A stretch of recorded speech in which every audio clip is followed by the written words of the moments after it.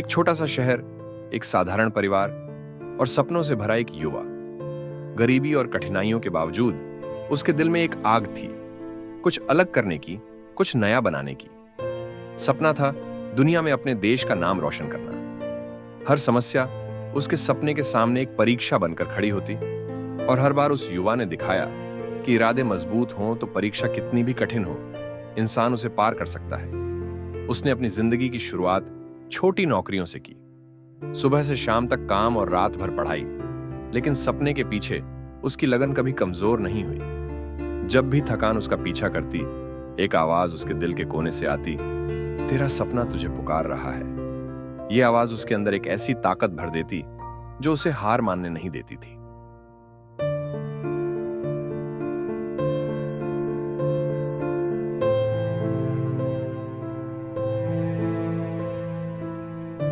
उसका जीवन एक मिसाल बन रहा था कि सपनों का पीछा करने वाले कभी हार नहीं मानते।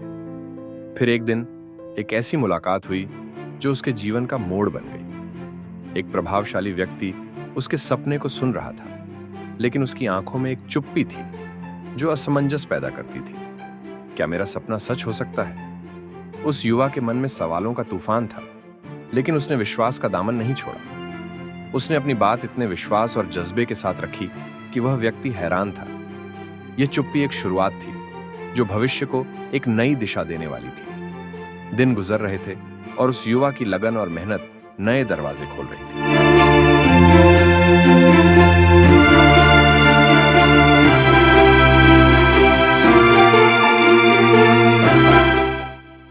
एक दिन वही व्यक्ति उसके पास आया और कहा, मुझे तुम्हारे सपने पर पूरा भरोसा है।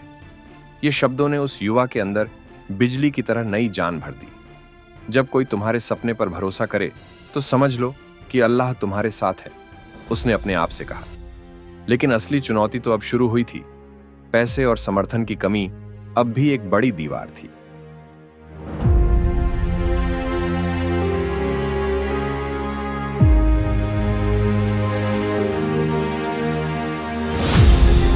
शुरुआत में उस युवा के पास सिर्फ 15,000 दिरहम थे, लेकिन उसने उन्हें अपने सपने में लगाने का निश्चय किया।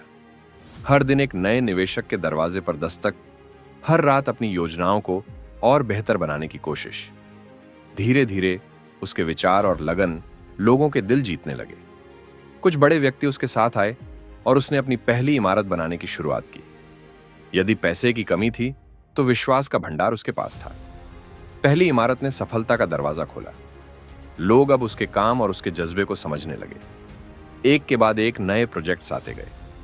धीरे धीरे उसने देश के स्काईलाइन को बदलने का सपना देखा और उस पर काम करना शुरू किया। उसने न सिर्फ इमारतें बनाई, बल्कि उनमें एक आत्मा डाली।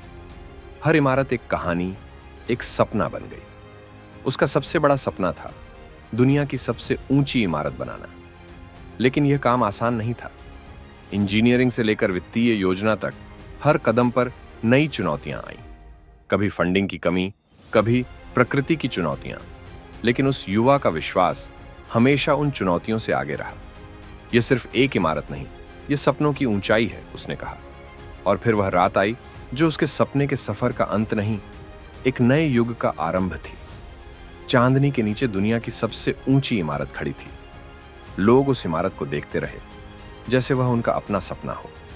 यह सिर्फ एक पत्थर की दीवार नहीं, यह एक व्यक्ति के इरादे की मिसाल है।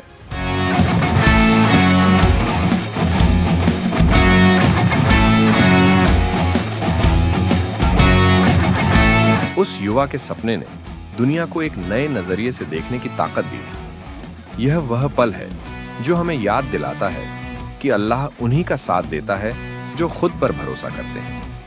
आज उस व्यक्ति के पास सिर्फ एक या दो नहीं, बल्कि दुबई में कई आइकॉनिक इमारतें हैं जो ईमार ग्रुप की पहचान है। ईमार ग्रुप ने सिर्फ दुबई में ही नहीं, बल्कि दुनिया भर में अपनी छाप छोड़ी है। बुर्ज खलीफा, जो दुनिया की सबसे ऊंची इमारत है, उसका सपना था और उस सपने को उसने सच किया। आज मोहम्मद अलाबर की संपत्ति लगभग 2 बिलियन अमेरिकी डॉलर के आसपास है। उन्होंने ईमार ग्रुप के माध्यम से दुनिया भर में कई रेजिडेंशियल और कमर्शियल प्रॉपर्टीज बनाई हैं, जो उनकी मेहनत और सपने का जीता जागता उदाहरण है।